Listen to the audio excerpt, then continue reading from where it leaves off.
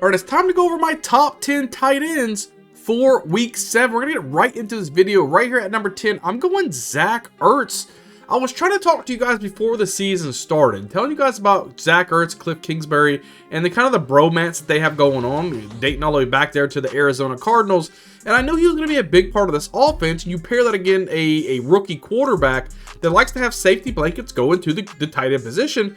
I knew Zach Ertz had the opportunity. He had the veteran. A lot of people were on that Ben Sinnott. Yes, I thought Ben Sinnott also was going to have his in there, but they're just not even playing Ben Sinnott at this point. It's all Zach Ertz. I love myself some of this guy, and this week he's easily going to be into my top 10. They're taking on the Carolina Panthers defense that ranks 26th against opposing tight ends. You know, I think the Commanders put on a show this week against the Panthers. I think they're going to, Jaden Daniels going to go out there and just have his way.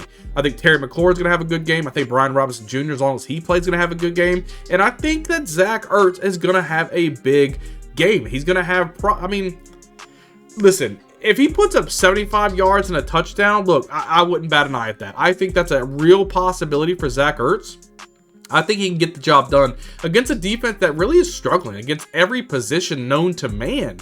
I think that that Zach Ertz gets the job done with Jaden Daniels here in week 7, easily at number 10 for me. Get the guy in your lineup. If he's somebody on your waivers, pick him up, play him. I think you'll be happy that you did. Coming here at number 9, we're going Kyle Pitts. You know, Kyle Pitts is starting to kind of come around here, right? I mean, he's got all the talent in the world, playing in one of the best offenses with one of the best quarterbacks he's ever played with. And he's still not putting up those consistent top 3 to top 5 tight end numbers, which is just, I mean, it is what it is. At this point, even him in my top 10, you got to call him a bust at this point. But this week, they're taking on a Seahawks defense that ranks 28th against opposing tight ends. Dare I say he is finally gaining momentum, though, right? So he's starting to play a little bit better. This is a defense that is vulnerable against the tight end position. I mean, it's setting up for him to have a really good game. The problem is he going to have a good game? We don't know. We don't know. Some days, I mean, he looks really good. Really good. And other times, it doesn't seem like he can catch the football. He's not being targeted. He's kind of phased out of the offense. This week, I look for him to be a part of this offense against the Seattle Seahawks. They're going to have to score against, right? They're going to have to keep up. The Seattle Seahawks have a good offense, right? So Kirk Cousins should be clicking on all cylinders. Darnell Mooney should get more involved than he was last week. You got Drake London out there, Bijan Robinson, Tyler Algier getting really involved in this offense. But I think Kyle Pitts will also be there, also putting up some numbers for you as well. I like Kyle Pitts. Put him here at number 9 for me. Coming here at number 8, we're going Tucker Kraft. Now, this is a guy that didn't have a very good week last week, kind of phased out. You know, Christian Watson having a touchdown, Romeo Doubs having 2 touchdowns. Even Jaden Reed didn't have a very good game. So I'm like, hey, look, pump your brakes. You know, don't overanalyze anything. There's a lot of weapons on this offense and only one football to go around. There's going to be some weeks where, you know, Jaden Reed and Tucker Kraft really doesn't do much. This week, I think they're going to have to get back to it. They're going to be in a shootout with another quarterback in C.J. Stroud. They're taking on a Texans defense right now that ranks 3rd against opposing tight ends. He was uninvolved last week, just utterly uninvolved last week. But I think this week, even though they're going against a defense that is good against the tight end position, they're going to need Tucker Kraft to make some plays. So whether he has 1 or 2 big chunk plays, I think that's enough to make him fantasy relevant. Easily putting him here at number 8 for me. He's still a good tight end. I love his receiving ability. He always has the possibility, no matter who he's going against, to have a good game. This week could be it in a nice little shootout between Jordan Love and C.J. Stroud. So moving right along here at number 7, we're going Dalton Kincaid. This is somebody we saw really do well last week against the Jets. I think he's really the main target. He should be the main target in this offense. You know, now that you know, Gabe Davis, Stephon Diggs out of there, we were all saying in this offseason who was going to be the main focal target. Sometimes it's Keon Coleman. Last week is what we saw a lot from Curtis Samuel, and then we saw a lot from Dalton Kincaid. This week, they're taking on a Titans defense that does rank 1st against opposing tight ends. He gets a lot of work. He got a lot of work last week against the Jets. He's going to get a lot of work, I believe, this week, even though they're going against a team that's really good against the tight end position. I think that Dalton Kincaid does line up out there in the slot quite a bit, maybe sometimes even on the outside. So I think he's going to have opportunities to put up or shut up and to put up some nice fantasy points for you. Josh Allen does look for him when he needs a good reception, whether, you know, I think they had a couple of those right out to the flats last week against the Jets, right? Just a little quick hitch. Get the football in Dalton Kincaid's hands and see if he can make something of it. I like Dalton Kincaid this week, even though going against a defense that's really good against the tight end position. So moving right along here at number 6, we're going Brock Bowers, right? So look, Devontae Adams is traded. He's gone. He's no more in the building now. There's no questions. Is he coming back? Is he not? The clear number one guy in this offense is Brock Bowers, right? O'Connell came back.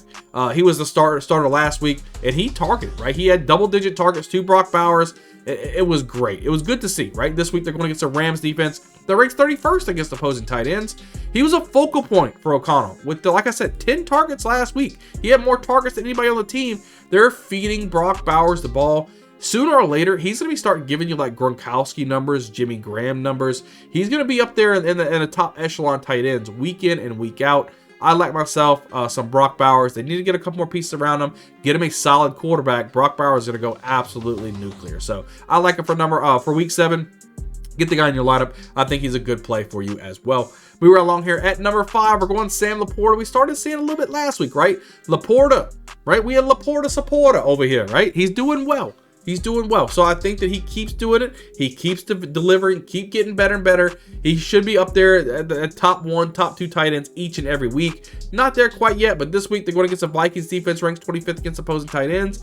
I believe the Lions need Laporta to step up this week. It is a different defense that they're going against. The Vikings have been able to do very, very good against opposing teams. I mean, they are shutting people out almost. They're doing great, right? They're undefeated for a reason. The defense is a big reason for that. I think Sam Laporta comes in here, and they're going to need big dinky dunks. I was trying to say that earlier in my wide receiver videos. While I'm on Raw quite a bit, I think Sam Laporta is going to be doing the same exact thing, getting a lot of opportunities, a lot of targets. I see him having a good game this week I think it's going to be a nice, good game against 2 NFC powerhouses in the same divisional matchup. It's going to be great.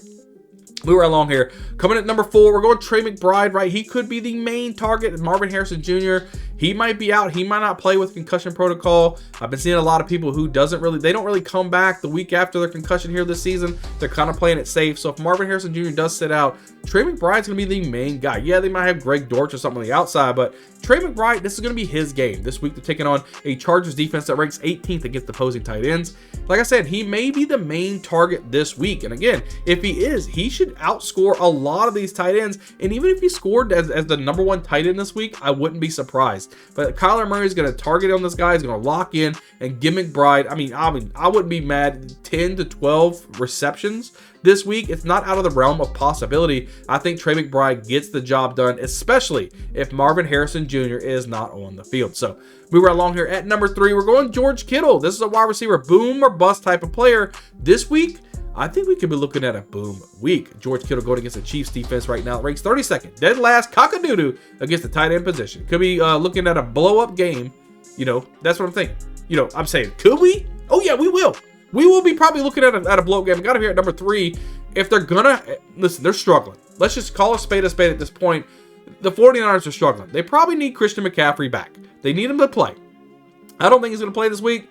I don't know. We have to look at the injury report. Who knows when he's going to start practicing? We don't know what's going to happen with Christian McCaffrey. Do they just put him on the shelf and not play him at all this year, which would be absolutely bananas? But I think that George Kittle should be a big part of this offense this week, going against a Chiefs team that they're going to need to score a lot of points because, you know, Patrick Mahomes on the other side, he's going to be putting up a plethora of points as well. George Kittle could be a big reason of why they perform the way that they do. And if they're able to come in here and get a win, George Kittle is probably going to be a big reason why. So coming here at number 2, we're going George Kittle, right? George Kittle. No, we're going Travis Kelce. Travis Kelce is the tight end that's starting to get together. It took a Rashee Rice injury for him to be where he wants to be, but Travis Kelce, no more. Look, listen, Miss Taylor Swift, get on over there. It's time to play some football. I think Travis Kelce starts to come.